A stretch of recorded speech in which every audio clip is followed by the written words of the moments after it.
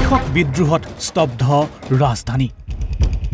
কৃষকৰ বজ্ৰ নিনাদত কঁপিছে দেশ নিজৰ স্থিতিত অটল অন্নদাতা দেশৰ ৰাজধানী দিল্লীত কৃষকৰ প্ৰতিবাদে পাৰ কৰিলে 12টা দিন কৃষি আইন বাতিলৰ দাবীৰে এতিয়াও নিজৰ স্থিতিত অটল প্ৰতিবাদী কৃষক কোনো কাৰণতে আইন সংশোধনী মানি নলয় প্ৰতিবাদকাৰীয়ে 8 ডিসেম্বৰত প্ৰতিবাদকাৰীসকলে আহ্বান কৰিছে ভাৰত বন্ধৰ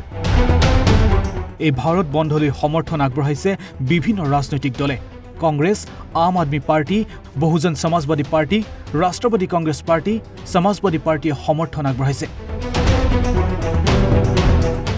হাৰিয়ানা আৰু উত্তৰ প্ৰদেশৰ সীমাত কঠোৰ নিৰাপত্তা বেষ্টনী গঢ়ি তুলিছে দিল্লী আৰক্ষীয়ে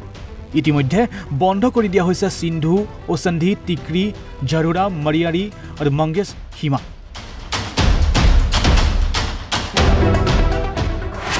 9 ডিসেম্বৰত ষষ্ঠবাৰৰ বাবে চৰকাৰৰ সৈতে আলোচনাত মিলিত হ'ব কৃষকসকল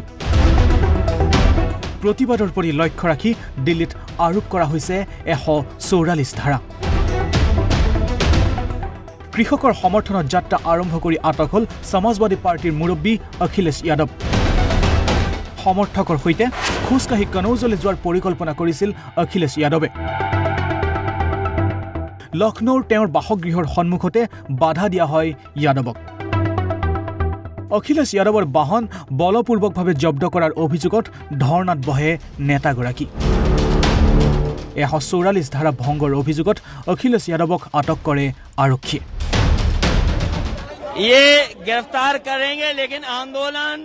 लगातार समाजवादी पार्टी का चलता रहेगा আনহাতে কেন্দ্ৰ চৰকাৰৰ সন্মান উভতাবলৈ দিল্লী অভিমুখে যাত্ৰা কৰিছে পঞ্জাবৰ 30 জনীয়া এটি আন্তঃৰাষ্ট্ৰীয় খেলুৱৈৰ দলে খেলুৱৈৰ দলটোক যাত্ৰাপথতে আবদ্ধ কৰে আৰক্ষীয়ে কৃষকৰ দাবীলৈ পূৰ্ণ সমৰ্থন দিল্লীৰ মুখ্যমন্ত্ৰী অৰবিন্দ কেজৰিৱালৰ का मुद्दा और किसानों का जो संघर्ष है वो बिल्कुल जायज है शुरू से हम पूरी तरह से मेरी सरकार और हमारी पार्टी किसानों के संघर्ष में साथ रहे हैं কৃষকসকলৰ এই বিদ্ৰোহ কিমান দূৰলৈ সফল হয় পৰৱৰ্তী সময়ত হিয়া লক্ষণীয় হ'ব নেশনেল ডেস্ক ঈশান নিউজ